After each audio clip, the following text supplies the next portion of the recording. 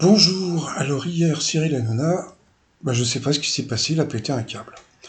Après un billet de Sophia Aram, donc que vous pouvez écouter sur YouTube, hein, depuis qu'Hanouna promeut le sale et popularise le pire, s'il y a encore des personnalités, des annonceurs, des politiques pour nourrir ce crétin, et si l'Arcom ne fait pas respecter son propre cahier des charges, à un moment ce n'est plus de sa faute. Alors je pense que Cyril Hanouna a dû être vexé que Sophia Aram parle des annonceurs de TPMP, parce que ça c'est grave de parler des annonceurs, et puis surtout de l'Arcom. Et donc pour se venger, Cyril Hanouna a parlé des problèmes judiciaires de la mère de Sophia Aram, bon, qui a été en prison pour avoir escroqué des migrants. Sauf que bon, est-on responsable des maux de sa famille? Ça, j'ai pas trop compris. Et là, depuis hier, que même aujourd'hui, hein, il reçoit des torrents de... Et encore, je suis poli. Donc là, Caroline Forest, la bassesse de cet homme, il n'a rien trouvé à répondre à Sophia Aram, qu'ils doivent l'attaquer comme l'extrême droite via sa mère. Lui, personne n'a besoin d'aller chercher dans les tiroirs de sa famille. Il suffit de le voir et de l'écouter pour savoir ce qu'il est ignoble. Idem.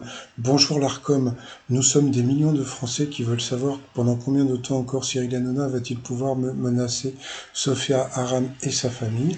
Alors ce que j'ai pu voir aussi, c'est qu'il y a des milliers je dis bien des milliers de signalements à l'Arcom. C'est pas genre 10, hein, non, c'est des milliers de signalements que l'Arcom a reçus hier soir après le passage de Cyril Hanouna. Michel, bon, je connais pas, mais s'attaquer à la famille maintenant, ces méthodes de petits mafieux vont-elles rester impunies? Télé 7 jours qui balance la passesse de cet homme, Cyril Hanouna dézingué sur Twitter après avoir attaqué la mère de Sophia Aram. Tristan Banon, justement la triste célèbre victime de DSK on s'en prend à la famille quand on n'a rien de structuré à répondre. Hier soir, ce que les téléspectateurs ont vu, c'est l'aveu d'un échec. Cette séquence ne dit rien de Sophia Aram. Elle raconte un animateur sans aucun argument face à celle qui n'attaque que son travail. Voilà.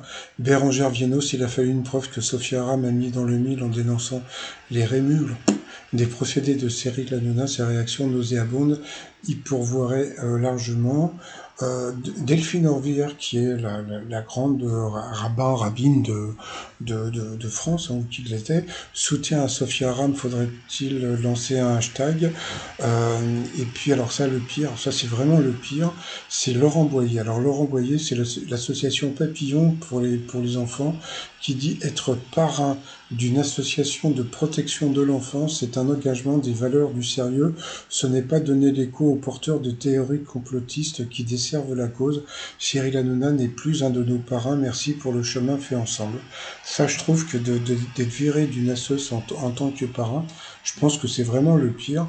Et là, donc, je pense que Sophia Aram, d'avoir balancé ce message, le problème de Cyril Hanouna, il y a des moments où on a l'impression qu'il est suicidaire dans ses réactions, et ça va lui coûter super cher. Déjà qu'il a été, il y a eu une amende de 3 millions d'euros sur ce qu'il avait fait avec Louis Boyard. Là, je pense que ça va encore lui coûter du fric. J'arrive pas à comprendre ce mec.